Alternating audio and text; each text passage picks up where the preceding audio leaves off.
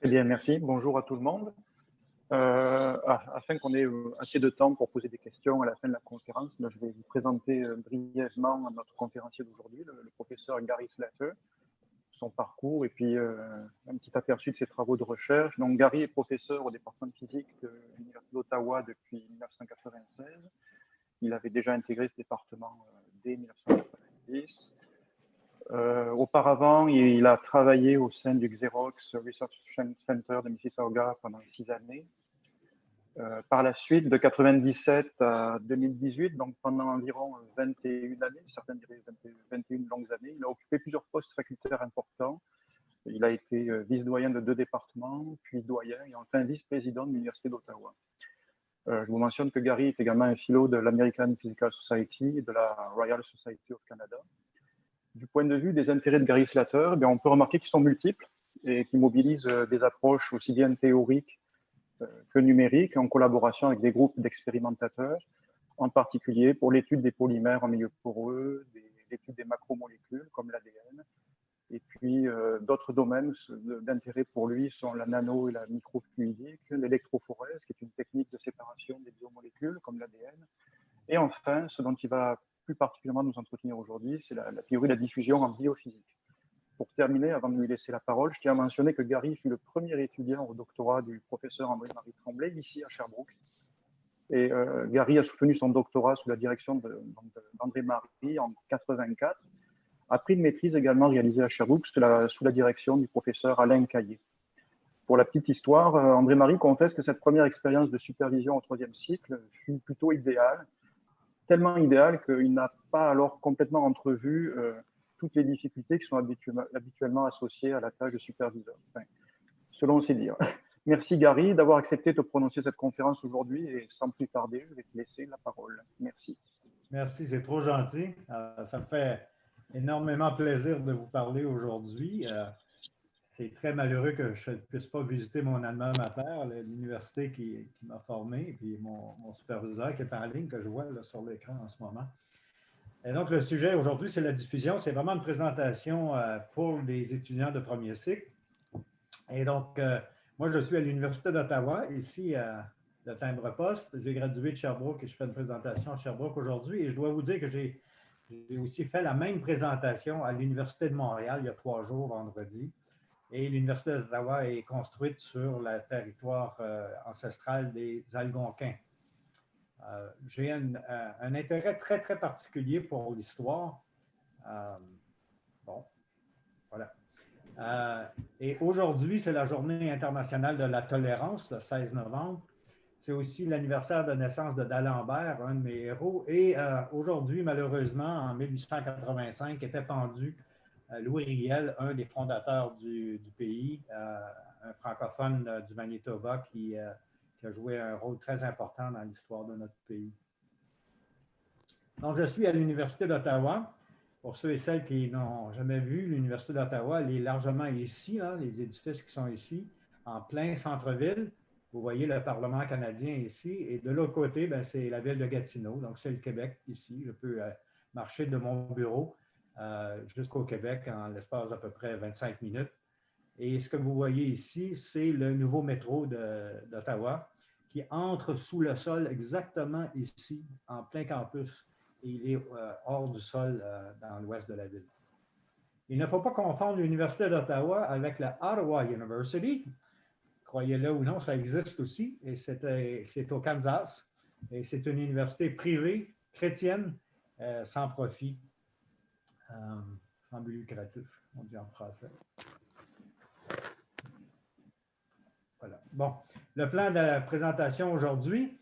Un historique, après ça, un peu d'équation de diffusion, la marche aléatoire. Je mets en vert parce que ça, c'est la partie la plus facile. Et je vais vous donner 2 exemples, 2 discussions en jaune ici, un petit peu plus difficiles, mais pas très difficiles. L'autoroute à une voie, les chaînes de marcheurs, la diffusion et la biologie. Un petit peu plus difficile ici, la diffusion anormale, les concepts d'ergodicité et de vieillissement. Et finalement, plus difficile, mais très court, le concept de diffusing, diffusivity, qui n'a pas de traduction. Donc, on va essayer de ne pas perdre personne le long du chemin. Donc, premièrement, l'historique. En passant, un petit trivia aujourd'hui. Le premier timbre-poste de l'histoire de l'humanité était britannique, c'est celui-ci. Et c'est la raison pour laquelle, si vous regardez les timbres du Royaume-Uni, ce n'est pas écrit le nom du pays. C'est le seul pays au monde qui a le droit de faire des timbres sans le nom du pays. Donc, l'historique de la diffusion, on peut la mettre dans les mains de Robert Brown, qui est un botaniste britannique et qui, en 1827, a commencé à regarder le pollen de cette plante-ci dans de l'eau avec un microscope et s'est rendu compte que ces particules qui avaient de l'ordre du micron bougeaient sans cesse. Et il a essayé de tuer les particules parce qu'évidemment, il croyait qu'elles étaient vivantes. Il a aussi testé d'autres types de particules et il s'est rendu compte qu'elles bougeaient tout le temps dans l'eau, sans vraiment comprendre pourquoi. Et c'est pour ça qu'aujourd'hui, on appelle ça le mouvement brownien, du nom de Brown. Et ce qu'il a vu, c'est essentiellement ceci. Ça, c'est des particules de quelques centaines de nanomètres. C'est un collègue français qui m'a fait parvenir ce film-là, vu au microscope. Et même si ces particules de latex, dans ce cas-ci, ne sont pas vivantes, elles bougent. Et c'est ça le mouvement brownien. Le mouvement brownien est devenu... Oups! Apparemment, M. Einstein ne voulait pas rester ici ce matin. Donc, en 1905, l'année miraculeuse de Einstein, Einstein a publié une théorie du mouvement brownien. La première page ici en allemand, une traduction. Et lorsque j'étais étudiant à Sherbrooke, en fait, j'avais acheté ce bouquin sur le mouvement brownien par Einstein. Je l'ai toujours ici dans ma bibliothèque. Je pense qu'il y a un microphone qui est allumé là, en ligne. Voilà. Donc, une personne aussi qui a été très importante dans le développement de la théorie de la diffusion et du mouvement brownien, c'est Jean Perrin, un physicien français qui étudie le mouvement brownien pour essentiellement prouver ou ne pas prouver la théorie d'Einstein, pour tester la théorie d'Einstein. Et évidemment, il s'est aperçu qu'elle était correcte. Au passage, il a pu évaluer le nombre d'Avogadro, ce qui finalement prouvait la théorie atomique ou la théorie des molécules. Il a gagné le prix Nobel en 1926 et si vous connaissez Paris un peu, il était un des fondateurs du Palais de la Découverte. Et lorsque j'étais aussi étudiant à Sherbrooke, je cherchais beaucoup les anciens livres. Il y avait plusieurs librairies qui vendaient des livres usagés dont les gens voulaient se débarrasser apparemment. Et j'avais acheté ce bouquin ici par Jean Perrin qui s'appelle « Les atomes », que j'ai retrouvé dans mes boîtes en déménageant il y a une dizaine d'années. Et dans ce bouquin-là, il explique comment il a étudié la diffusion. Et pour ceux et celles qui sont expérimentateurs, c'est assez spectaculaire comment les gens faisaient à l'époque. Par exemple, ceci, c'était en fait un tableau noir au plafond du laboratoire. Et il projetait avec une lumière par-dessous les particules. Et un étudiant devait monter dans un escabeau et avec une craie blanche, marquer la position de la particule sur le plafond.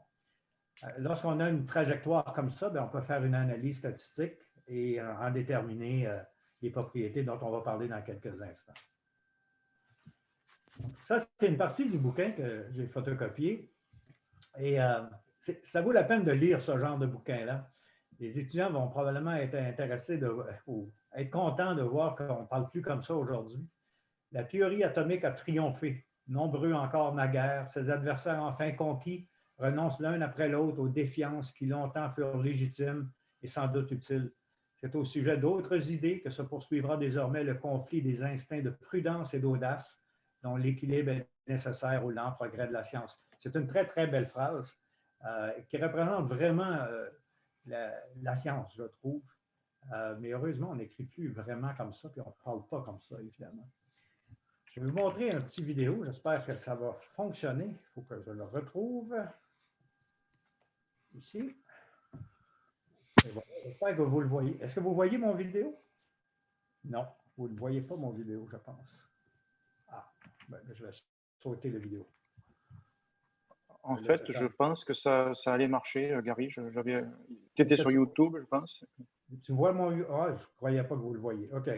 Ouais, c'est bon. C'est bon? Ah, OK.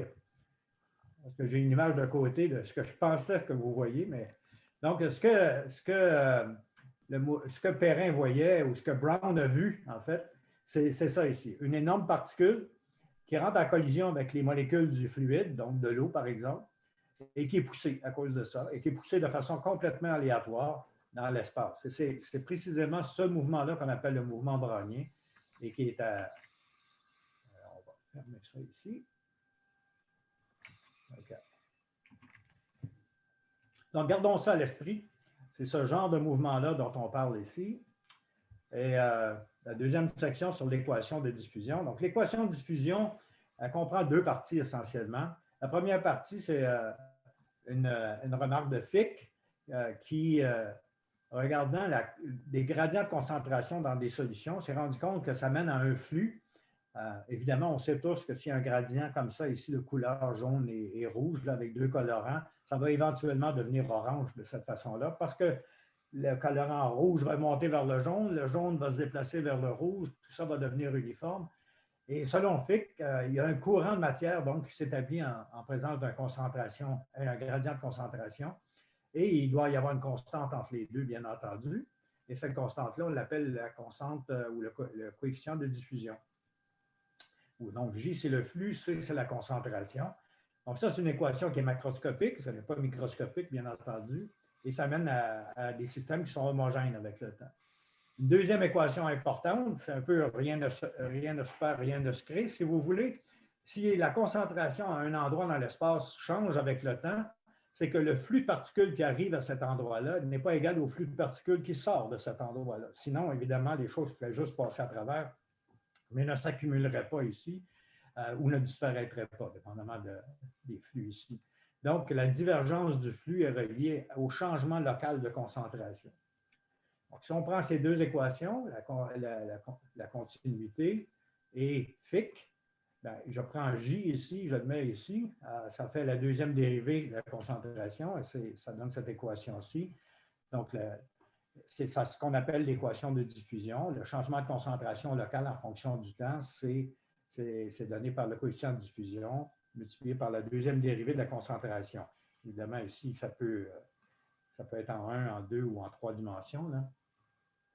Avant de donner un exemple de ceci, si je prends mon équation de diffusion et puis je veux regarder comment ça va se distribuer dans l'espace en une dimension, une bande de matière ici. Donc, je prends un colorant, là, puis je fais une bande très, très étroite comme ça le long d'un tube. Ça va se distribuer avec le temps, ça va diffuser avec le temps. Donc, la condition initiale, c'est que la concentration, c'est une fonction delta. C'est tout simplement un pic très, très étroit ici. Si je solutionne cette équation-là avec les conditions initiales et les conditions frontières, ça nous donne une gaussienne. Et si je prends la distribution, je calcule le déplacement carré moyen en fonction du temps, ça augmente linéairement. Ça ici, c'est un ancien billet de banque allemand de 10 marques, et c'est Gauss, et vous voyez la distribution gaussienne ici sur un billet de banque. J'ai cherché un timbre-poste, je n'en ai pas trouvé, mais il y a un billet de banque avec la distribution gaussienne. J'ai trouvé que c'était assez scientifique pour un billet de banque. Et donc, on voit évidemment le déplacement moyen est 0 parce que ça va à droite et à gauche de façon égale. Et le déplacement au carré moyen augmente linéairement avec le temps. Ces deux caractéristiques-là, une distribution gaussienne et un déplacement qui augmente comme la racine carrée du temps, si je mets la racine carrée des deux côtés, c'est vraiment ce qui caractérise typiquement, historiquement, traditionnellement, la diffusion ou le mouvement brownien. Aujourd'hui, ce qu'on va regarder, c'est des cas où ça, ce n'est pas tout à fait correct, ça ne donne pas l'histoire au complet. Mais gardons ça en tête. D'autre part, le concept de marche aléatoire est assez relié au concept de diffusion. Donc, en 1905, aujourd'hui, on parle souvent de la marche de l'ivrogne. Quelqu'un qui est ivrogne et qui marche au hasard, évidemment, parce qu'il est ivre. On va oublier le lampadaire pour le moment. On va revenir au lampadaire dans un certain sens plus tard. En 1905, Pearson a publié un article dans Nature où il regardait plutôt la théorie du joueur de golf pas très bon, donc aléatoire, on ne sait pas s'il est ivre, mais en tout cas, il joue au golf de façon aléatoire. Et Lord Rayleigh a montré que ça donne une distribution gaussienne. Ce genre de théorie-là est utilisé aussi beaucoup en sciences des polymères parce qu'au lieu de voir ça, une marche dans l'espace et le temps, on peut voir que c'est une conformation d'une longue molécule linéaire. Comme je travaille beaucoup sur les polymères, j'utilise aussi beaucoup ça. On va y revenir très brièvement un peu plus tard. Donc, une façon de voir ça, c'est l'exemple que vous avez peut-être déjà vu dans vos cours. La marche aléatoire, on peut générer ça très facilement sur un ordinateur. Donc, ici, j'ai un réseau carré que je n'ai pas représenté. Et à chaque temps, je dois sauter dans l'espace, donc soit dans la direction X, plus X, moins X, plus Y ou moins Y, avec des probabilités égales. Et si je marche très, très, très longtemps, je vais avoir un pattern comme ça. Et je peux calculer la distance moyenne au carré entre le début et la fin de ma marche, et c'est donné par cette expression-là ici, le nombre de pas fois la longueur des pas. C'est juste la longueur de chacun des pas ici au carré. Et si je le compare à au résultat de l'équation de diffusion, le déplacement au carré moyen, c'est 4 dt. Le nombre de pas, c'est la même chose que le temps. Plus le temps est long, plus j'ai fait de pas. Donc, vous voyez qu'il y a une relation directe entre les deux. C'est linéaire dans le nombre de pas, linéaire dans le temps. Donc, la marche aléatoire est utilisée énormément comme modèle pour la diffusion. On sait très bien qu'on ne marche pas sur un réseau généralement, mais il y a des exemples où c'est vrai. Et donc, ceci, c'est un exemple, par exemple, d'un réseau.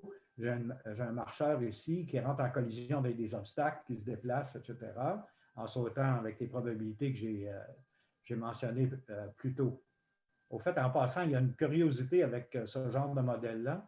C'est vrai que ça donne le même deuxième moment de la distribution, le déplacement au carré moyen, mais en fait, R4 n'est pas égal. Les deux modèles ne donnent pas le même quatrième moment de la distribution, ce qui est rarement expliqué dans les livres. Il y a façon d'avoir le même quatrième moment en changeant ces probabilités-là. On a travaillé beaucoup sur ce genre de problème-là, mais je n'en parlerai pas aujourd'hui. Donc, on peut prendre ce genre de modèle sur un réseau et puis étudier beaucoup de choses très intéressantes dont les applications sont partout en sciences, en génie, en médecine, en biologie. Par exemple, on peut refaire ce genre de problème-là où on ne permet pas de visiter le même site 2 fois. On interdit de visiter certains sites, par exemple ici, il y a des obstacles, on n'a pas le droit de visiter ces sites-là. On peut bloquer des liens entre les sites, on peut éviter de bouger entre deux sites. On peut se poser des questions comme, non pas le coefficient de diffusion, mais combien de temps ça prend pour atteindre une certaine distance. Donc, on trace un rond comme ça, puis on laisse la marche aléatoire jusqu'à temps qu'elle traverse la frontière. Donc, on appelle ça le temps de premier passage. On peut mettre des murs, d'autres contraintes de différentes sortes. On peut mettre des gradients dans l'espace. On peut biaiser les sauts dans une direction. Les probabilités plus grandes d'aller dans une direction. On peut biaiser les sauts dans la direction du saut précédent. Donc, il n'y a pas de biais général, mais on a tendance à persévérer dans la même direction. C'est juste une tendance, etc., etc. Il n'y a pas de limite à l'imagination pour ce qui est des marches aléatoires puis du genre de problème. Ce qui est plus intéressant dans un certain sens pour aujourd'hui, ça va être les cas où les sauts n'ont pas tous la même longueur et surtout n'ont pas toute la même durée de temps. Donc, au lieu d'avoir des sauts qui sont toujours exactement de la même longueur ou qui prennent toujours exactement une unité de temps, on va regarder ce qui se passe quand ça, ce n'est pas vrai. C'est souvent pas vrai dans des problèmes de biologie, par exemple. Et on peut aussi avoir des systèmes où l'environnement lui-même évolue. Par exemple, les obstacles ici peuvent être mobiles au lieu d'être immobiles. Un problème intéressant qui est très à la mode ces jours-ci, il y a plusieurs variations sur ce thème-là, c'est combien de temps ça prend à une particule en marche aléatoire ou en diffusion à trouver la sortie. Donc, on a une cavité avec une petite sortie ou deux petites sorties, mais combien de temps ça prend pour sortir de là? Il y a énormément d'applications en technologie et en biologie pour ce problème-là. Ici, c'est 3 variations avec des particules qui sont qui vont en ligne directe, qui rentrent en collision. Donc, ça, c'est plus comme un billard, et ça, c'est comme la diffusion, puis ça, c'est intermédiaire entre les deux. OK, donc, on va regarder un problème moins trivial. L'autoroute a une voie, ainsi que des chaînes de marcheurs. Il y a une relation très directe entre les deux. Donc, le problème intéressant suivant a été étudié par de nombreux groupes. C'est le problème de la diffusion dans un système à une dimension. Donc, imaginez ça ici, c'est un tube en verre, si vous voulez. Et toutes les billes, les petits points noirs ici, ce sont des colloïdes. Et donc, ces colloïdes-là peuvent diffuser le long de ce parcours à une dimension, qui est fermé sur lui-même, la même chose pour ceci. Mais les billes ne peuvent pas se croiser l'une l'autre. Donc, c'est comme une autoroute à une voie ou une route à une voie où on ne peut pas dépasser la voiture en avant de nous. Qu'est-ce qui se passe dans ce cas-là? C'est quand même de la diffusion, mais qu'est-ce qui se passe dans ce temps-là? Donc, on peut imaginer 3 régimes. Pour les temps très, très courts, les particules n'ont pas encore la connaissance du fait qu'il y a des voisins. Elles diffusent librement. Donc, jusqu'à ce qu'elles rentrent en collision avec un premier voisin, elles n'ont pas l'impression qu'elles pensent qu'ils sont libres. Pour les temps très, très, très longs, la seule façon de bouger tout le monde, c'est que tout le monde bouge ensemble. Donc, on doit avoir un mouvement coopératif où tout le monde tourne dans le même sens ou dans le sens opposé. Mais entre les deux, bien là, on commence à avoir des collisions. Il doit y avoir un régime intermédiaire entre ces deux régimes-là. Ça, c'est ce qu'on pourrait penser. Donc, pour le premier régime, c'est la théorie de la diffusion normale. Donc, on reconnaît l'équation qu'on avait tout à l'heure. D0 ici, c'est le coefficient de diffusion de nos particules libres. Pour les temps très, très longs, tout le monde doit bouger ensemble. Et donc, le coefficient de diffusion de tout ça, c'est n, où n, c'est le nombre de particules, fois plus petit. Parce que le coefficient de friction de tout ça est n fois plus grand, donc ça va juste être n fois plus lent. Entre les deux, ça donne que, en fait, il y a une autre racine carrée. Au lieu d'être linéaire en temps, c'est un racine carrée de temps ici. L0, c'est la distance moyenne entre les particules lorsqu'on commence l'expérience. Donc, c'est le périmètre divisé par le nombre de particules, essentiellement. Et donc, on a un régime intermédiaire où on n'a pas une loi de puissance en t à la 1 ici, mais en t à la 1/2. Ou si vous préférez, ici, x augmente comme la racine de t. Ici, c'est t à la 1/4. Donc, on voit tout de suite que même si c'est de la diffusion, on n'a pas la loi de diffusion normale à laquelle on est habitué. Ça a été étudié par bien des gens. Je vais vous montrer des résultats qui sont plus faciles à voir dans cette autre Physical Review Letters, où les particules ici sont en une dimension aussi. C'est la même chose, mais au lieu d'avoir un tube, ils utilisent des méthodes optiques pour contraindre les particules à bouger le long d'un cercle. Et ici, on a le déplacement au carré moyen en fonction du temps, et c'est log-log. Une revue de physique, en général, c'est log-log. Tout est log-log, plus ou moins. Donc, pour les temps courts, on voit t à la puissance 1, ce qui est mon équation ici. Hein? Et pour les temps un peu plus longs, on voit t à la 1/2. Oups, pardon. T à la 1/2 ici. Ils ne sont pas allés assez loin pour voir le dernier régime, là, mais on a un t à la 1/2 ici, ce qui est ce qu'on appelle single file diffusion, la diffusion, en fait, je ne sais pas comment ça se dit en français, single file diffusion. Un autre exemple, c'est lorsque les marcheurs, au lieu d'être contraints à être en une dimension pour avoir des voisins, ils se tiennent la main. Ils sont attachés à leurs voisins, littéralement. Ils sont libres. La population en question est libre dans l'espace. Il n'y a pas de mur, il n'y a pas de tube ou quoi que ce soit, mais elles sont attachées les unes aux autres. Donc, si on fait ce genre de truc-là, c'est une simulation qu'un de mes étudiants a fait il y a pas mal longtemps, en fait, Martin Kenward.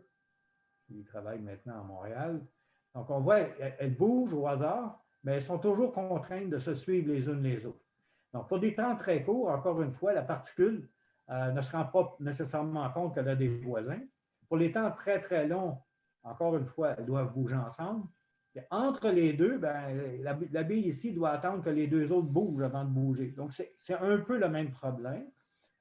C'est dans la même catégorie de problèmes. Et en effet, si on solutionne ce problème-là, bien, on a pour des temps très, très courts, on a le même genre de comportement, coefficient de diffusion de la particule libre. Pour les temps très, très longs, bien, le coefficient de diffusion de ça, c'est n fois plus petit parce que tout le monde doit bouger ensemble. Mais entre les deux, on a le même genre de régime, un régime en racine carrée de t. Donc, dès qu'on a des contraintes de ce genre-là, on peut avoir des régimes intermédiaires avec des lois de puissance qui sont complètement différentes de ce qu'on est habitué de voir. Dans mon groupe, on est en train d'étudier ce problème-là, mais au lieu d'avoir des colloïdes le long d'un tube comme ça, ce qu'on fait, c'est de mettre des polymères. Et la différence entre les colloïdes et les polymères, c'est que deux polymères, en principe, peuvent se croiser l'un l'autre. Ils peuvent passer à travers l'un l'autre, un peu comme si c'était des particules fantômes. C'est difficile, mais c'est possible. Donc, si on change la largeur du tube ici, on va augmenter la probabilité que deux polymères peuvent changer de position l'un avec l'autre. Et donc, on va avoir une transition entre deux régimes complètement différents. Et voici des simulations faites par mon doctorant, Anyan Wang. Le déplacement au carré moyen, c'est encore à une dimension. C'est le long d'un tube comme ça, fermé. En fonction du temps, c'est log-log encore une fois. Donc, pour des temps très, très courts, on a une pente de 1 ici, donc c'est une pente de 1. Pour des temps très, très longs, on a aussi une pente de 1 et on va y revenir. Mais lorsque le tube est très étroit, c'est les couleurs qui sont ici, on voit qu'on a une transition et la pente est presque une demi ici. Donc, on a le même genre de truc qu'on avait pour les colloïdes. Puis éventuellement, on a une pente de 1 ici. Vous vous rappelez que quand tout le monde bouge ensemble, on a une pente de 1 aussi, mais il y a une différence ici. Donc, on a le régime ici, où on a un facteur de n parce qu'on a NB qui sont attachés ensemble.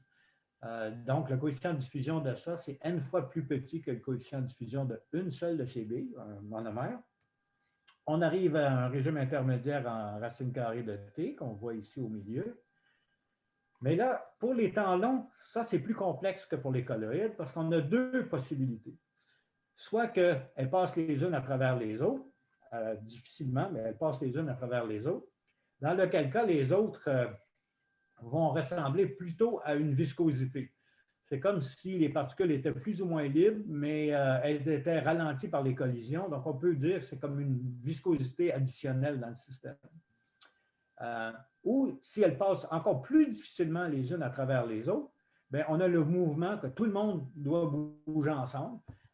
Et donc, on divise par le nombre de molécules dans le système. Ce qu'on est en train de regarder en ce moment, c'est est-ce qu'on peut avoir la chaîne suivante, de passer de ce régime à ce régime, à ce régime, puis à ce régime. Donc, tout le monde bouge ensemble, mais éventuellement, on a un effet de viscosité parce que les particules, les molécules se croisent après qu'elles aient commencé à bouger de façon coopérative. On n'a pas encore réussi à trouver si ça se produit ou pas. On est en train d'examiner ça en ce moment. Diffusion et biologie. Ça me ramène à ma maîtrise parce que j'ai travaillé sur un problème semblable avec Alain Caillé, comme ça a été mentionné précédemment. Des systèmes biologiques, c'est horriblement complexe. Ici, ce qu'on voit, c'est la membrane, la biomembrane qui entoure une cellule. Bon, c'est un dessin, évidemment. L'intérieur de la cellule serait ici, l'extérieur de la cellule au-dessus. Et dans le plan de la membrane, qui est formé par des lipides, comme ça ici, puis du cholestérol qu'on ne voit pas, en fait, qui n'a pas été représenté, on a plein de molécules. En général, c'est des protéines qui peuvent passer à travers ici ou qui sont juste d'un côté. Et on a des molécules qui diffusent dans le plan ou à travers.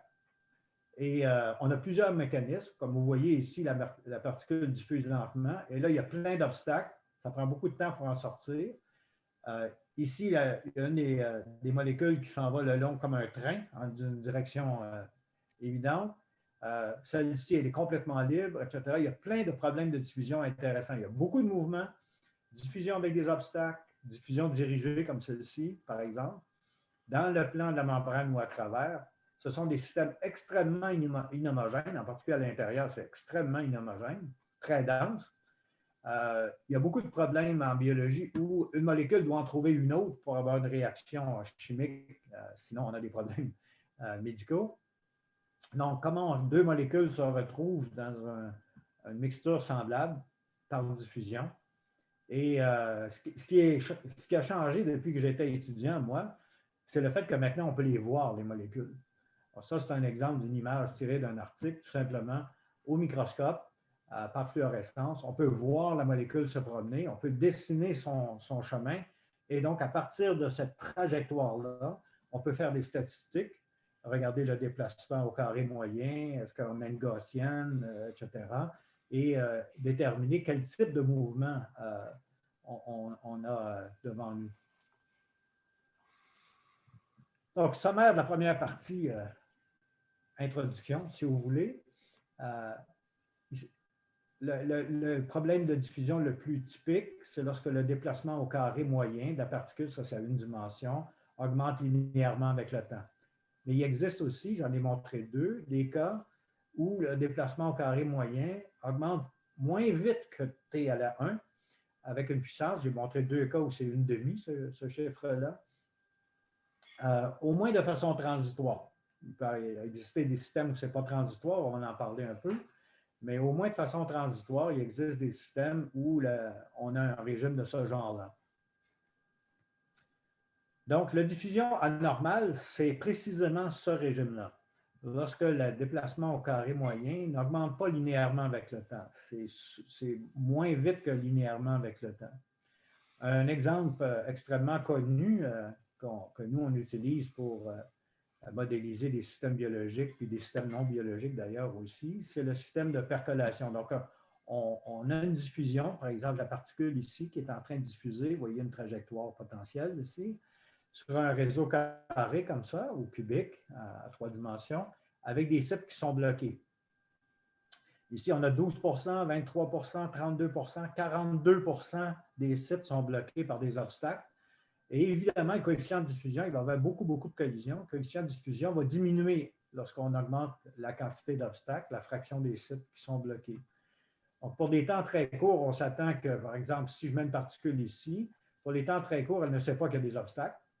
Donc, durant cette période de temps-là, on a de la diffusion normale avec un coefficient de diffusion D0, là, pour dire le coefficient de diffusion qui est libre. Pour des temps très, très longs, je vais être entré en collision avec beaucoup, beaucoup d'obstacles. Et donc, je vais avoir un coefficient de diffusion qui va être plus petit, mais je devrais avoir normalement la diffusion normale aussi. Et entre les deux, la question, c'est est-ce que je peux avoir un régime comme ça, entre ces deux régimes-là? Donc, deux régimes de diffusion normale. Qu'est-ce qui se passe entre les deux? Il faut que le coefficient de diffusion diminue. Donc, je reprends mon équation ici. Si j'ai ça dans un régime, quel que soit le problème, bien, ce que je vais faire pour tracer des données puis voir si oui ou non j'ai un régime intermédiaire, je vais diviser par 4t des deux côtés. Donc, je vais prendre r carré divisé par 4t. Je divise aussi par 4t, donc ça enlève le 4. Mon t à la alpha devient t à la alpha moins 1. Et je prends le log des deux côtés. Donc, je vais avoir le log de d plus mon alpha moins 1 log de t. Donc, si j'ai un régime de ce genre-là, je devrais avoir sur un graphique log-log un régime linéaire, une ligne droite, avec une pente de alpha moins 1. Et voilà, donc on a simulé le système que je vous ai montré à la page précédente avec mon étudiant Nick Hilo. Le nom est en bas de l'écran, j'espère que vous le voyez. Donc, Nick est en train d'étudier un aspect de ça dont je vais parler dans un instant. Et donc, vous voyez le graphique log-log, le 4 R carré sur 4t, log de t. Pour des temps très, très courts, qui sont en fait par là-bas. Le coefficient de diffusion, c'est D0 égale à 1. On a normalisé tout. Donc, ça donnerait 0 ici. Donc, ça courbe comme ça. Et éventuellement, on a l'autre coefficient de diffusion pour les temps très, très longs. C'est un plateau ici. Et entre les deux, bien, pour une certaine gamme de temps, c'est à peu près linéaire. La pente, c'est alpha moins 1, comme je vous le disais. Donc, on peut regarder ça comme étant un cas de diffusion anormale. La pente qui est ici, la droite qui est ici, qui serait le régime anormal, bien, ça croise le régime normal à temps long ici, à ce point-là. Ce point-là joue un rôle très important. C'est un temps caractéristique T étoile. C'est le temps qu'il faut attendre pour que la diffusion devienne normale. Si je le multiplie ce temps-là par le coefficient de diffusion, j'obtiens une distance. Ça, c'est la distance sur laquelle je dois diffuser pour sortir du régime de diffusion anormale. Ces deux caractéristiques-là, le temps T étoile, la distance R étoile, ça va jouer un rôle très important dans beaucoup de théories. Alors, je vais vous montrer ce que Nick a obtenu. Ça, ce n'est pas des résultats publiés, c'est des résultats qui vont être dans sa thèse, là, mais qu'on est en train de préparer pour publication. Le coefficient de diffusion ici, en fonction de la concentration d'obstacles, ça descend comme ça pour un régime aléatoire, pour un système aléatoire. Oublions les systèmes périodiques, là. Et ça tombe à 0, à une concentration d'à peu près 40,5 si je me rappelle bien. Ici, on a 1 moins alpha. Donc, lorsqu'il n'y a pas d'obstacle, alpha est égal à 1, c'est la diffusion normale. Et à mesure que j'augmente la concentration d'obstacles, mon alpha diminue jusqu'à 0,7. Hein, c'est 1 moins alpha, donc jusqu'à peu près 0,7. Donc, il y a un effet énorme sur le régime transitoire. Ce qui est plus important, c'est ceci. En fait, oubliez ça ici, là, c'est R étoile, T étoile, c'est pour le système aléatoire, c'est les points en bleu. Donc, regardez ça, c'est la longueur caractéristique R étoile sur laquelle je dois diffuser avant de tomber dans un régime normal et ça explose à ce point-là ici. Le temps ici explose. Il y a une divergence ici. En d'autres mots, à ce point critique, 40 points quelques pourcents, la longueur sur laquelle je dois diffuser est infinie. Ça s'appelle le seuil de percolation. Donc, la taille des agrégats, R étoile, c'est un peu la taille des agrégats, si vous voulez, des gros obstacles là, qui ont été formés, ça diverge à peu près à 40 %. Ça, c'est un bel exemple là, de diffusion qui devient anormal. En d'autres mots, si ça devient anormal comme ça, le point qui est ici, le T étoile, il diverge, donc il s'en va vers l'infini. Ce régime-là intermédiaire devient le régime pour tous les temps. Ce que Nick, dans mon groupe, est en train d'étudier, c'est qu'est-ce qui se passe lorsqu'on n'a pas un système aléatoire comme celui-ci, ni un système périodique d'obstacles comme celui-ci, mais entre les deux. Donc, on crée des systèmes qu'on appelle fuzzy, qui sont partiellement périodiques et partiellement aléatoires. Vous voyez, vous pouvez deviner qu'il y a un peu de périodicité, mais pas parfaite. Ici, il reste très peu de périodicité. Et donc, on est en train de mélanger les systèmes pour voir qu'est-ce qui va se passer. Puis, un exemple de ce qu'on a découvert, c'est celui-ci. Ça, c'est la longueur caractéristique. Dans le terme de percolation, c'est la longueur de corrélation à toute fin pratique, en fonction de la concentration d'obstacles. Et ça, c'est le niveau de désordre dans mon système où je change la fuzziness dans mon système. Et à un certain degré intermédiaire de désordre, la longueur de corrélation ne dépend pas de la concentration d'obstacles. On est en train d'étudier les propriétés de ces systèmes-là en ce moment. On a été assez étonnés de voir ce genre de choses-là, puis on tente de comprendre comment ces systèmes-là sont différents des systèmes complètement aléatoires. Ergodicité et vieillissement. Vous avez certainement, pour ceux et celles qui sont en troisième année, peut-être en deuxième année, surtout en troisième année, vous avez probablement vu ce genre de choses-là. Lorsqu'on fait en physique statistique, lorsqu'on veut obtenir des données à partir de simulations ou bien d'expériences dans le laboratoire, on peut approcher le problème de deux façons différentes. Par exemple, si j'étudie la diffusion, ce que je peux faire, c'est de faire une simulation pour un temps extrêmement long, mais une seule simulation. Ça serait un exemple, par exemple. Vous voyez, le système est gigantesque. Et ce que je fais pour obtenir le déplacement moyen au carré, la barre ici, c'est le moyen âge sur le temps, au temps tau. Qu'est-ce que je fais? Bien, je prends la position de ma particule au temps T' plus tau, et je soustrais la position au temps T', donc il y a une différence de taux dans le temps, et je mets ça au carré. Et je moyenne sur tous les temps de départ T'. Donc, en d'autres mots, ce que je fais, c'est que je prends ça ici, puis je découpe ça en petits morceaux de durée tau, et qui commencent à n'importe quel point au hasard là-dedans. Et je moyenne sur tous les points de départ, mais 2 points séparés par une distance tau dans le temps. Donc, ça, c'est un moyennage sur une trajectoire seulement. Je peux aussi faire la chose suivante, faire plusieurs simulations.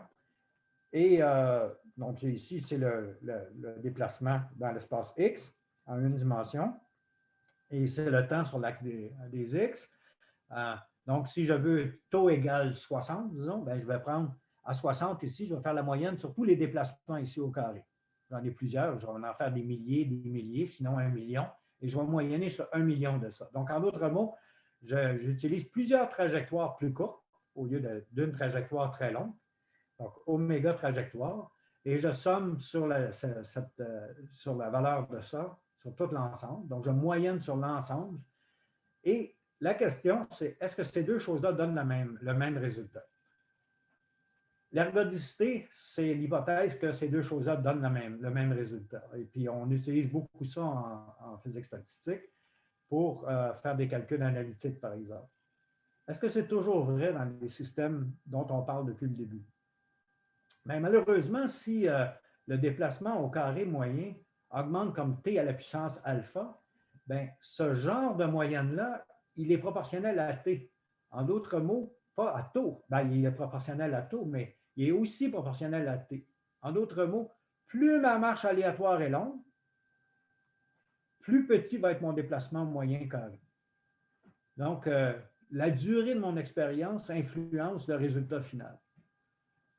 Ça, c'est un bris d'ergodicité. Le résultat final dépend, si vous voulez, de l'âge du système. C'est d'où le mot vieillissement dans mon explication ici. Un exemple de vieillissement.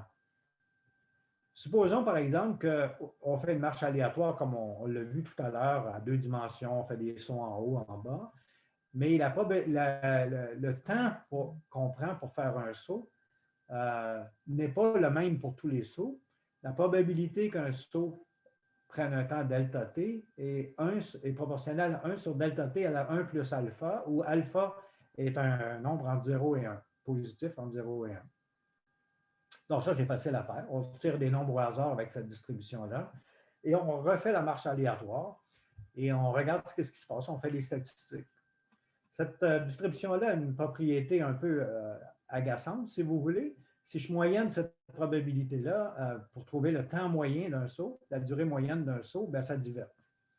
Ça, c'est problématique. Le temps moyen d'un saut diverge. Mais en fait, ça diverge uniquement si on attend assez longtemps. Pour un temps fini, ça ne peut pas diverger. En pratique, si on fait une marche aléatoire d'une durée t, ben, je n'ai pas eu de sauts qui sont plus grands que t. Hein? Sinon, ma durée t serait plus grand. Donc, dans ce genre de moyenne-là, le maximum ici, il est limité par la durée de mon expérience. Donc, en pratique, la durée moyenne d'un saut est limitée par t. Donc, il faut que je moyenne jusqu'à t et ça va me donner un t à la 1 moins alpha. Si je prends t tend vers l'infini, ça diverge, comme je le disais. Donc, si ma valeur moyenne, mon déplacement au carré moyen, c'est le nombre de sauts fois la longueur d'un saut au carré, bien, le nombre de sauts, c'est t divisé par la durée moyenne d'un saut. Donc, je peux prendre ça ici, le mettre là-dedans. J'arrive avec t à la alpha. Donc, vous voyez, le genre de régime transitoire qu'on a vu à quelques reprises peut s'expliquer, ce n'est pas la seule explication, mais peut s'expliquer par des distributions de temps de saut de ce type-là. Ce n'est pas la seule explication. Je ne veux pas vous inciter en erreur, là. Donc, ça, c'est un exemple que j'ai tiré d'une publication sur la diffusion dans des systèmes biologiques, donc des protéines ici, à travers des canaux de protéines. Et ça, c'est la distribution des temps de saut qu'ils ont observé sur un log-log. Vous voyez, donc ça descend comme taux à moins 1,9. C'est ce genre de choses-là ici. Donc, le alpha serait 0,9, en d'autres mots. Donc, ça descend à peu près comme taux à la moins 1,9. Et ici, c'est le déplacement au carré moyen après un temps de 111 secondes, 222, 333, 444. Et ça, c'est la durée de la mesure. Donc, s'il y avait de la diffusion normale, ça ici, ça serait plat. La durée de la mesure n'aurait aucune influence sur le résultat final. Et le ratio entre ces hauteurs-là, ces courbes-là, bien, ce serait le ratio de ces temps-là, hein, parce que ça augmente linéairement avec le temps. Donc, la diffusion avec la courbe violet ici, ce serait 4 fois plus haut que la courbe rouge. Mais si on le regarde, ce n'est pas exactement 4 fois plus haut, en fait. Et on voit donc que la moyenne diminue avec le temps. Il y a un vieillissement dans le système. Le système est en train d'évoluer. Une façon que j'aime expliquer ce genre de choses-là avec mes mains de façon assez simple, c'est le fait que ce sont des systèmes où le temps de saut maximum que j'ai vu à date est presque égal au temps actuel. Ce que je veux dire par ça, c'est imaginer une marche aléatoire, c'est la même chose que j'ai fait tout à l'heure. Je choisis des temps au hasard pour chacun de mes sauts, mais la trajectoire est la même. C'est uniquement les temps de saut qui varient. Bien, imaginez que je prends mes temps de saut, puis le premier saut, je le fais vers la droite, puis ça dure un temps de 1. Deuxième saut, au hasard, encore vers la droite, la durée c'est 2. Vers la gauche, durée de 1. vers le haut, une durée de 3, et tout à coup, je vais à gauche, et la durée, c'est 11. Ben, 11, c'est plus grand que tous les autres temps précédemment. Donc, vous pouvez voir, vous pouvez imaginer immédiatement que ce saut-là va dominer complètement l'ensemble des autres sauts en termes de durée. Et puis, je peux continuer, 4, 2, 5, et tout à coup, 33. 33, c'est plus élevé que la somme de tous les autres temps. C'est ce que je veux dire par ça. De temps en temps, c'est le moins qu'on peut se dire, le temps de saut est comparable au temps sur l'horloge. Et donc, le coefficient de diffusion plonge parce que j'augmente très peu le delta X, si vous voulez, le déplacement, mais mon temps double tout d'un coup, ou en tout cas augmente considérablement. Donc, c'est ça le vieillissement du système.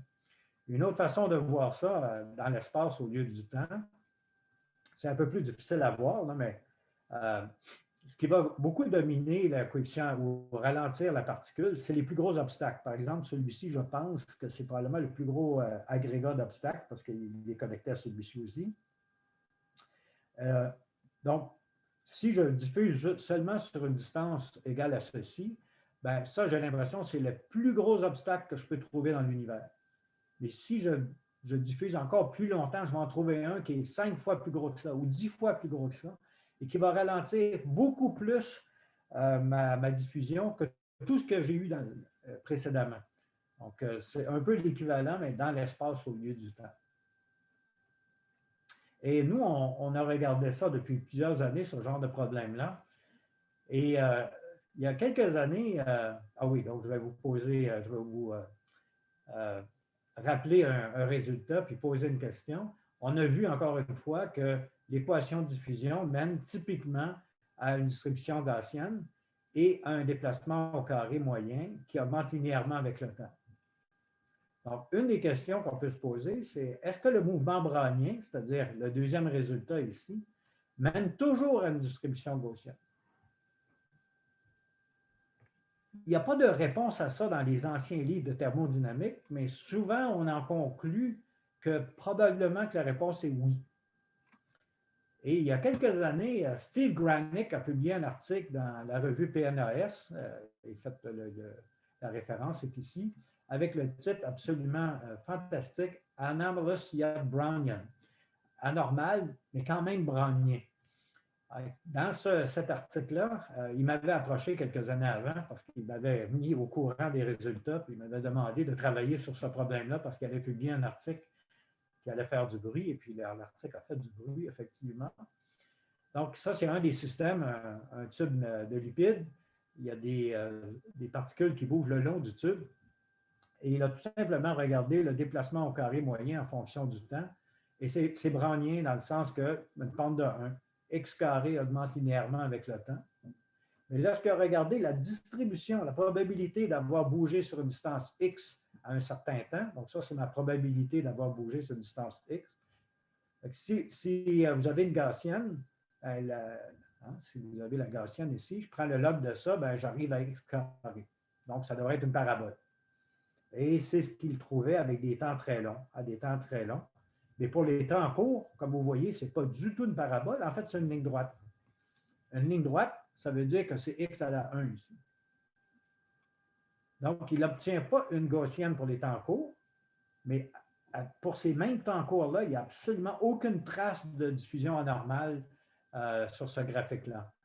Donc, c'est pour ça que le titre, c'est anormal, dans ce sens-ci, mais brownien dans ce sens-là.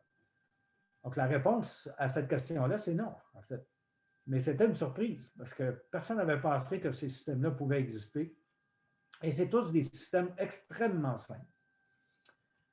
Alors, nous, on est arrivé avec un modèle de ça, puisque Steve Granick nous avait informé de ça. Il avait informé d'autres groupes aussi.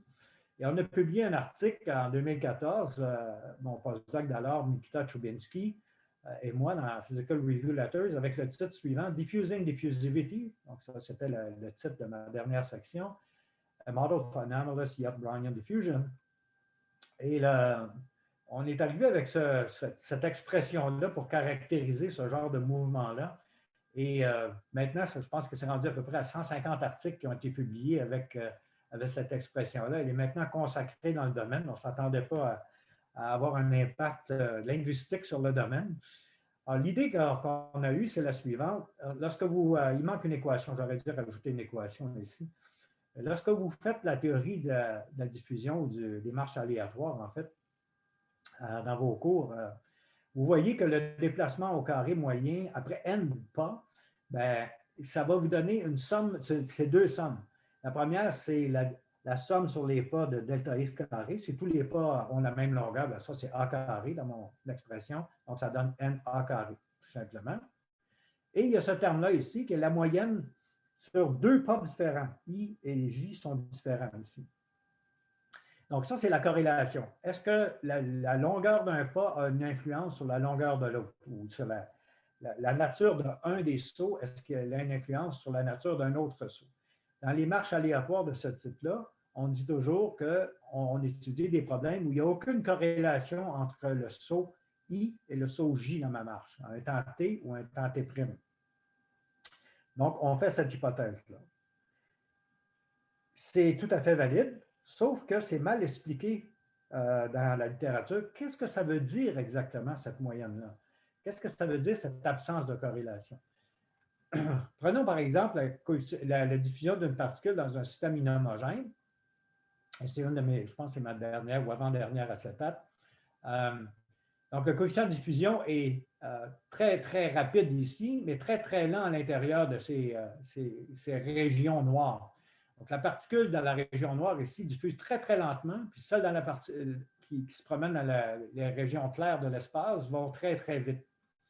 Bien, le mouvement il est aléatoire quand même ici, mais le coefficient de diffusion d'un pas à l'autre est corrélé parce qu'il est toujours le même. Il n'est pas le même ici puis là, mais entre deux pas ici, il est le même.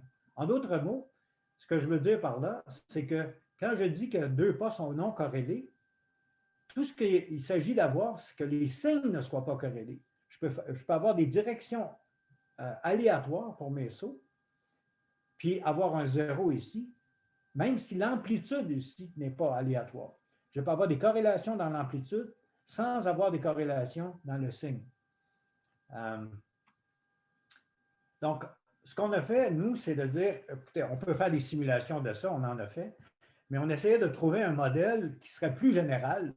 Et on s'est dit, bien, qu'est-ce qui se passe vraiment? Si je regarde le coefficient de diffusion lui-même, je le trace en fonction du temps, bien, je m'aperçois qu'il change en fonction du temps, dépendamment de l'endroit. Il change très vite lorsque je suis ici. Il change très lentement lorsque je suis ici. Donc, ce qu'on a fait, croyez-le ou non, c'est qu'on a écrit une équation de diffusion pour le coefficient de diffusion. Et on a mis une force externe qui fait que ça va vite dans certaines régions, que ça va lentement dans d'autres régions. On a solutionné l'équation de diffusion pour le coefficient de diffusion. Donc, on a essentiellement le coefficient de diffusion ici, il diffuse lui-même. Et on peut trouver des solutions approximatives à ce problème-là. Et donc, par exemple, dans une certaine limite, la probabilité d'avoir un certain coefficient de diffusion D, donc la solution de mon équation de diffusion pour le coefficient de diffusion, est une exponentielle. Et lorsque j'utilise ça dans mon équation de diffusion pour moyenner, j'arrive avec une distribution qui est exponentielle au lieu d'être gaussienne. Et ça donnait une explication potentielle pour les expériences de Granic. On n'a pas réussi à trouver la solution exacte de ce truc-là. Ça, c'est une solution approximative.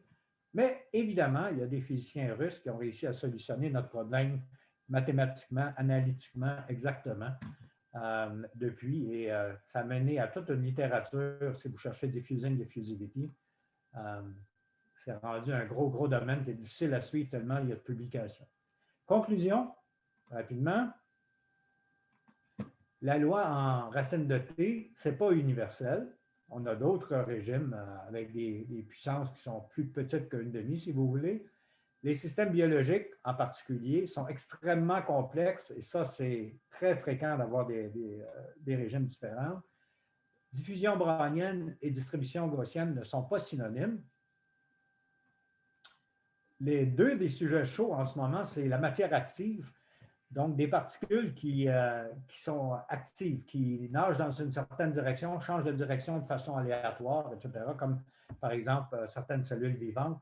Donc, il y a des propriétés thermodynamiques différentes. Et l'anormalité versus l'efficacité des processus biologiques. comme je vous l'ai dit tout à l'heure, il y a beaucoup de processus biologiques où deux molécules doivent se trouver pour réagir l'une avec l'autre. Est-ce que la diffusion brownienne, c'est plus efficace que de la diffusion anormale? Il y a beaucoup de problèmes intéressants dans ce sujet-là. Et ma dernière étape, notre groupe à Ottawa, bien, nous, on étudie le lien entre le désordre et la diffusion normale. Je vous en ai parlé tout à l'heure, mon étudiant Nick, donc les systèmes fuzzy. Je n'avais pas parlé de ça aujourd'hui, mais on étudie aussi le relargage de médicaments à partir de gel et de systèmes poreux, donc en pharmacologie. Les solutions de polymères à une dimension, Hamian Wang, je vous ai montré ça tout à l'heure, et quelque chose qui n'a rien à voir avec la diffusion comme telle, le passage de molécules d'ADN à travers des nanopores. Et je vous remercie de votre attention. Et si vous avez des questions, si on a encore le temps, André-Marie. Merci beaucoup, Gary, pour cette excellente présentation très stimulante. Et puis, qui est aussi reliée à des sujets que les étudiants traitent, au moins au tout début, là, sur la diffusion. Donc, ça montre qu'effectivement, c'est un sujet qui est encore d'actualité. Oui. Oui, c'est ça. Voilà. Donc, pour poser des questions, vous pouvez utiliser soit le clavardage ou si vous cliquez sur le lien participant, vous pouvez, sur les petits bonhommes de participants, vous pouvez lever la main. Là. Donc, voilà, j'attends vos questions. J'en aurais peut-être une, André-Marie, à poser à Gary. C'est une question, c'est un problème, je suis sûr que tu as déjà réfléchi à ce problème-là et je ne sais pas si tu l'as résolu, mais qu'est-ce qu'il faut faire à notre boîte de Raisin Bran pour avoir une distribution homogène de raisins à travers la boîte? Puis, est-ce que ça dépend est-ce que ça dépend si la boîte est pleine ou à moitié pleine? Je sais que tu avais déjà réfléchi dans le temps à cette question-là. Mais...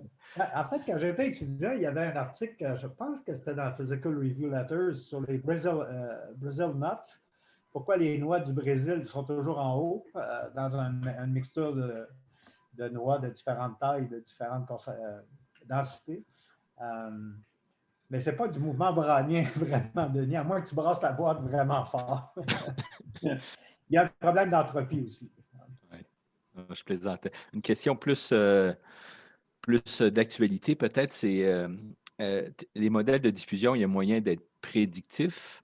Est-ce que tu as tu as mentionné à peu près des problèmes qui sont d'actualité qui sont traités maintenant en biologie, mais est-ce qu'on peut, tu as parlé un petit peu de microfluidique, est-ce qu'on peut être prédictif puis jouer sur la structure mésoporeuse, par exemple, pour faire du filtrage de certaines protéines? C'est quoi des problèmes? C'est quoi des problèmes concrets qu'on peut résoudre de façon prédictive? Un des problèmes qu'on regarde, nous, c'est le problème numéro 2 ici, le relargage de médicaments. C'est précisément ça qu'on est en train de regarder avec un de mes postdocs, Maxime Ignacio. Je ne sais pas si Maxime est en ligne. Là. Il était possible qu'il soit en ligne ce matin. Donc, lorsqu'on prend des gélules, là, certains types de médicaments qui sont dans des hydrogels, on les absorbe dans notre estomac, ils gonflent et par diffusion, les médicaments en sortent. Et puis, ce qu'on veut, évidemment, dans ce genre de truc-là en pharmacologie, ce n'est pas d'avoir une overdose qui descend très rapidement, puis après ça, on n'en a pas assez dans notre système. On voudrait que la dose soit constante en fonction du temps. Hein. Le rythme auquel les molécules sont libérées dans l'organisme reste assez constant dans une gamme là, thérapeutique. Donc, il faut construire un hydrogel qui a les bonnes propriétés pour faire ça. Et si on regarde la théorie de diffusion qui est utilisée dans ce domaine-là, ça néglige la structure des hydrogels, la percolation, ça néglige un autre truc que je n'ai pas mentionné, mais si le coefficient de diffusion dépend de la position dans l'espace, il faut modifier l'équation de diffusion. En fait, cette équation-là ici, si D dépend de la position dans l'espace, bien là, je ne peux pas avoir le gradient ici de ce côté-là. Il faut que le D soit à l'intérieur. Donc, ça change la nature de l'équation de diffusion. Donc, nous, on est en train de regarder comment construire littéralement un système de relargage de médicaments qui va nous donner des sorties prédictives. On n'est pas limité à une dose constante. Hein? On pourrait avoir un système où la dose est plus élevée pendant le jour, moins élevée pendant la nuit. si on le construit correctement. Donc, ça, c'est un exemple parmi d'autres. Il y en a d'autres systèmes intéressants qu'on est en train de regarder aussi. Est-ce qu'il est possible d'avoir un filtrage, si on veut, un gel, où le coefficient de diffusion d'une molécule est très élevé en X, puis l'autre molécule il est très élevé en Y. Donc, la molécule 1 sortirait le long de la direction X, si vous voulez. La seconde molécule, sortirait dans la direction Y. Ce sera un filtrage purement passif dans un système qui a été construit précisément pour ça. Et c'est dans ce cas-là où le temps de sortie d'une cavité, je vous ai montré un exemple tantôt, combien de temps ça prend pour trouver un petit trou là, quand on est enfermé dans une cavité, c'est ce problème-là, en fait. Merci, Gary. C'est une excellente question. C'est tout à fait pertinent, ta question. Patrick Ayotte et puis ensuite Bertrand Rollet. Bonjour, Patrick Ayotte du département de chimie. Moi, j'avais une question en ce qui a trait à l'application de ces méthodes-là pour comprendre les régions coopératives, par exemple, au voisinage de la transition vitreuse dans les verres. Pour comprendre les hétérogénéités spatiales et dynamiques qui pourraient expliquer la défaillance de la relation de Stokes-Einstein au voisinage de la TG. Donc, j'imagine que c'est des systèmes modèles qui sont intéressants pour examiner la dynamique avec les méthodes de dynamique moléculaire. Je sais qu'Armand Soldera s'intéresse à ce genre de problème-là ici à Sherbrooke, donc il fait notre éducation. Mais j'aurais aimé vous entendre un peu sur... ah oui, alors c'est pas du tout le genre de système que j'ai étudié, mais effectivement, on peut faire des modèles intéressants de diffusion dans des systèmes très, très denses qui ressemblent un peu à des systèmes vitreux, là, si on veut. Je ne me suis pas vraiment intéressé à ce genre de choses-là. Il y a des lois de diffusion totalement différentes dans des systèmes semblables. Mais je n'ai pas vraiment regardé ce genre de truc-là. Désolé. Pas de problème. Merci. C'est fascinant, oui. OK, merci. Bertrand? Oui, bonjour, Bertrand Rollet du département de physique. D'abord, merci beaucoup pour le séminaire. J'ai trouvé ça vraiment inspirant. Moi, je travaille sur des systèmes qui sont des systèmes électroniques. Donc, je m'intéresse à des électrons, mais on regarde aussi des systèmes qui sont désordonnés. Et donc, le mouvement des électrons, il est un peu aléatoire dans l'espace aussi. Et je me demandais si il y avait un peu des équivalents de tout ce que vous avez montré dans des systèmes électroniques.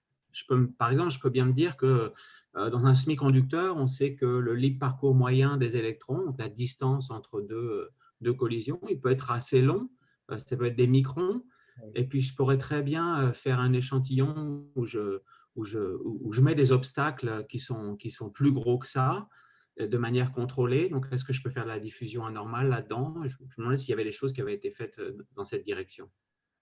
Oui, en fait, je suis loin d'être un expert là-dedans, mais effectivement, il y a eu des choses qui ont été faites dans cette direction-là. En fait, lorsque j'étais étudiant, j'ai fait un stage coop dans un laboratoire de l'armée canadienne où un problème semblable était étudié dans les polymères, mais c'était un peu ce genre de truc-là, la diffusion des charges électriques à travers des membranes de polymères. Je sais aussi que ça a été étudié par d'autres gens, dont un ancien superviseur, un ancien collaborateur, je veux dire, dans les systèmes électroniques. Mais moi, je ne suis pas un expert de ça, mais effectivement, la théorie générale est très, très semblable.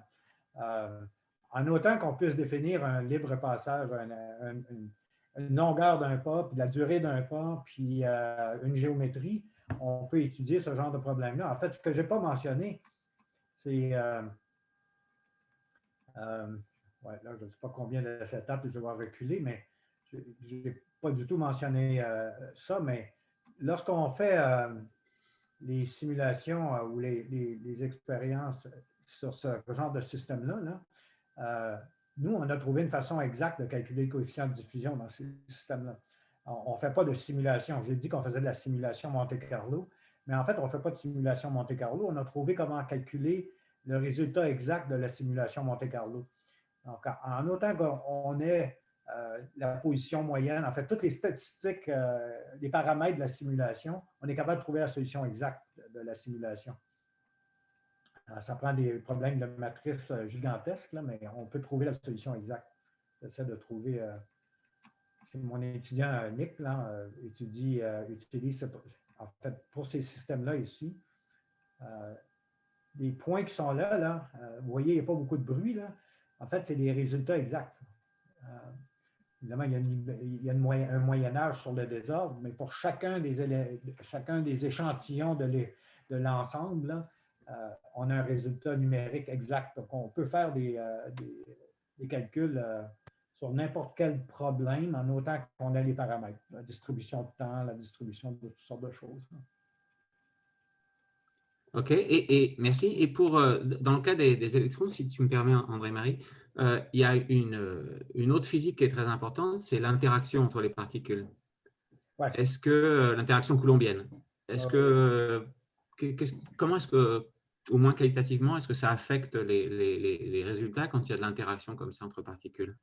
Ah oui, ça, donc, je ne l'ai pas mentionné, j'aurais dû le dire. Je suis désolé. Ici, toutes les simulations ou toutes les théories, c'est des théories à concentration nulle, c'est-à-dire c'est une particule qui bouge essentiellement. On néglige les interactions particule-particule, que ce soit des interactions électroniques ou quoi que ce soit. Il y a seulement une particule qui bouge à chaque fois. On n'a pas, j'ai pas discuté de ce qui se passe parce qu'il y a plusieurs particules qui bougent simultanément. Mais effectivement, il y a des corrélations. On peut s'attendre que le coefficient de diffusion va dépendre non seulement de la concentration d'obstacles, mais de la concentration de marcheurs aussi, de particules qui bougent. Dans le cas des électrons, c'est plus compliqué parce que l'interaction est à longue distance, n'est-ce pas? Mm-hmm. Ici, c'est des interactions à courte distance qu'on a même négligées, mais c'est des interactions à courte distance. OK, merci beaucoup. D'accord, donc Yves Grosdidier. Ensuite, David Sénéchal. Oui, bonjour, merci pour la conférence, j'ai trouvé ça très intéressant. Si j'ai bien compris, en fait, on qualifie le mouvement de brownien souvent en se basant uniquement sur le moment d'ordre 2, en fait, c'est-à-dire le déplacement au carré moyen. Mm-hmm. Et j'ai trouvé très intéressante la figure où tu montrais que la distribution sous-jacente pouvait être gaussienne et selon en fait le nombre de pas considérés, vous pouvez converger vers une distribution de forme triangulaire. Et moi, ça m'a frappé parce que j'ai constaté que enfin, dans le passé, j'ai déjà fait des diffusions de photons dans des milieux inhomogènes et puis j'ai également étudié des fluctuations de champ de vitesse dans des milieux turbulents.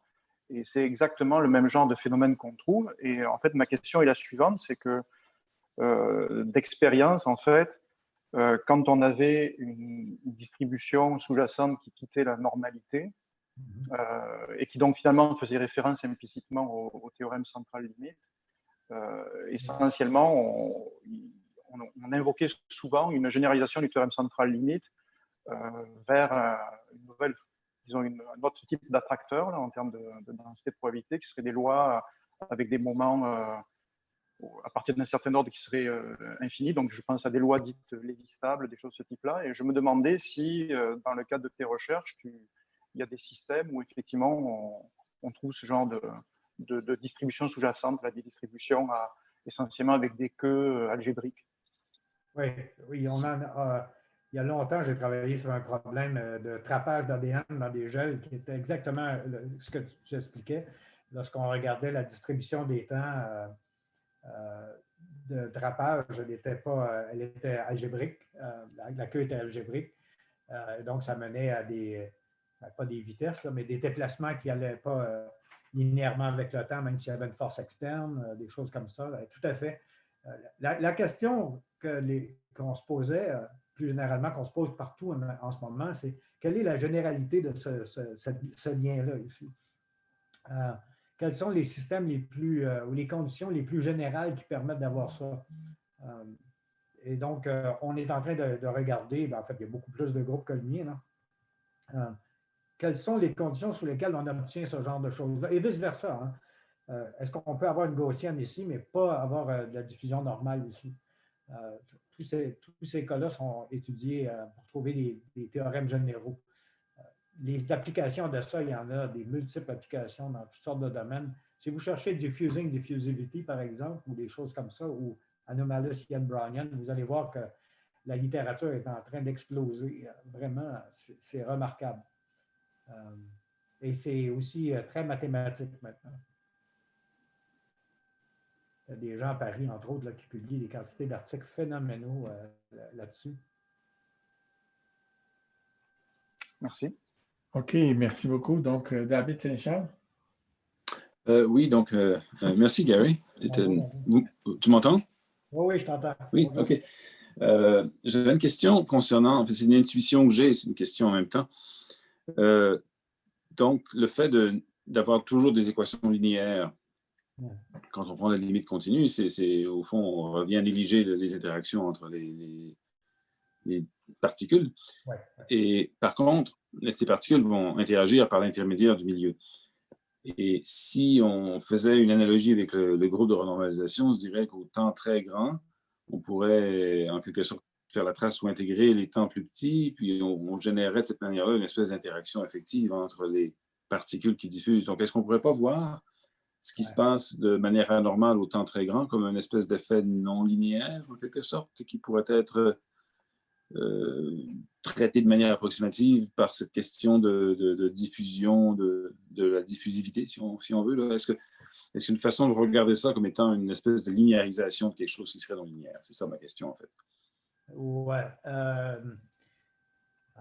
Je ne suis pas sûr que ça va répondre à ta question, mais je pense que, si j'ai compris ta question, c'est un peu ça que j'essayais de dire tantôt sur le problème des polymères dans un tube. Là, mais c'est long de remonter, malheureusement. Oui. Ceux qui tournent en rond, là. Les deux régimes qu'on pense qui existent, on est en train de rechercher avec mon étudiant Hamian. Non, je suis passé tout droit, désolé. Mais effectivement, quand j'ai mentionné que c'était... en fait, non, c'était avant ça. C'est plus au début, non? Oui, c'est un peu plus au début. Je me suis... je vais être patient, malheureusement. Oui, voilà. Oui. Donc, c'est exactement ça ici. Ce point-là ici, je pense que ça va dans la direction de ce que tu dis. Si elles se croisent assez fréquemment, à temps long, je pense qu'on peut considérer ces interactions-là comme une viscosité effective. Okay. Et on peut remplacer toutes les interactions par une viscosité effective. On l'a déjà fait, ça, dans un problème avec une ancienne étudiante, Kristen Kingsbury, où on avait le problème des obstacles, mais les obstacles vibraient. Et donc, si on regarde le coefficient de diffusion d'un marcheur en fonction de la fréquence de vibration, lorsque la fréquence de vibration augmente, éventuellement, ça devient comme une viscosité, tout simplement. Donc, on peut renormaliser le problème dans certaines limites, tout à fait raison. Okay. Dans toutes les limites, mais dans certaines limites, oui. Puis c'est ce qu'on est en train de chercher. On sait que le régime va exister. On ne sait pas si on peut voir le régime intermédiaire ici avant de voir celui-là. C'est ça qu'on cherche en ce moment. OK, merci. Oui, donc ça répond à ma question.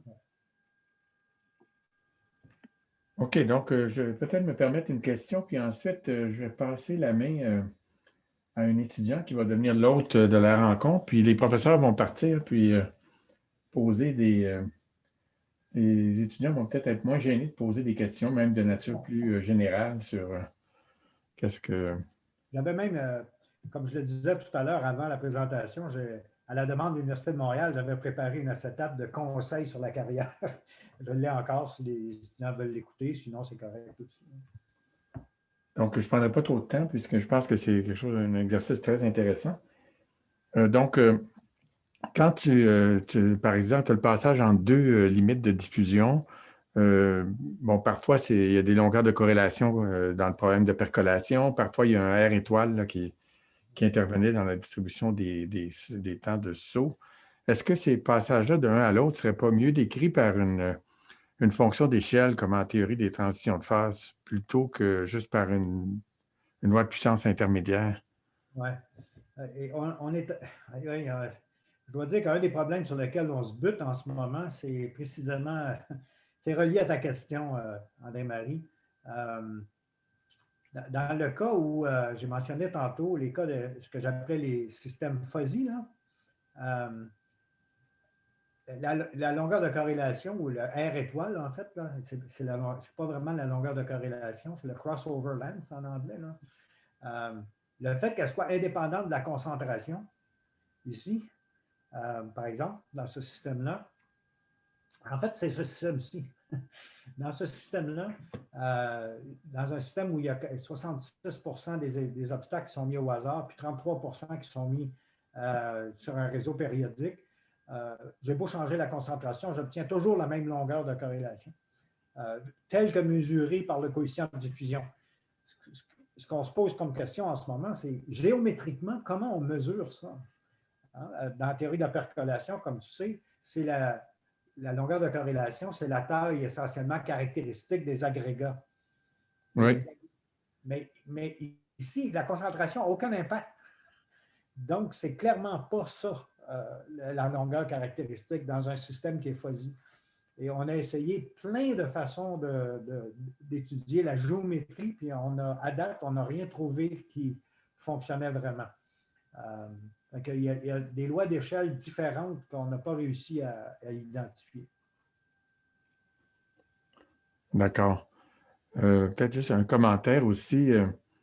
Il y a en diffusion, en imagerie par résonance magnétique, les gens utilisent aussi maintenant Diffusion NMR qu'ils appellent, là. Oui, oui, oui. Est-ce que vous faites, ça a des applications à ça aussi? Oui, il y a plusieurs articles dans ce domaine-là qui utilisent le concept de diffusing diffusivity maintenant, effectivement. OK. Donc, moi, je ne me suis pas intéressé directement, mais un de mes anciens postdocs a travaillé là-dedans. Après, il est maintenant professeur dans une université en Ontario. Et il s'intéresse, il travaille sur précisément le problème que tu as mentionné, effectivement. OK. Donc, je te remercie encore, puis je vais demander à Aimé Verrier s'il veut devenir hôte de cette réunion, de la suite de cette discussion-là, parce que si moi je décroche, tout le monde part, d'accord? Donc, Aimé, tu es devenu responsable de... OK.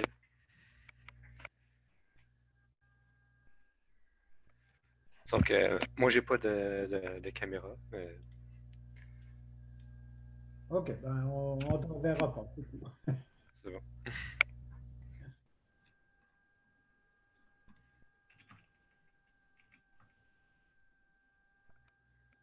Marie, on ne t'entend pas. Enfin, en tout cas, moi, je ne t'entends pas. OK. Là, vous m'entendez? Oui. Donc, ce que je disais, c'est que je vais demander au professeur de partir, puis on va laisser Aimé, finalement, être l'hôte de la discussion ici, qui est avec Gary, là, qui va parler de questions plus générales ou répondre à des questions plus spécifiques. Alors, merci beaucoup, Gary. Et puis, voilà, je te laisse aux étudiants. C'est bien. Merci, André-Marie.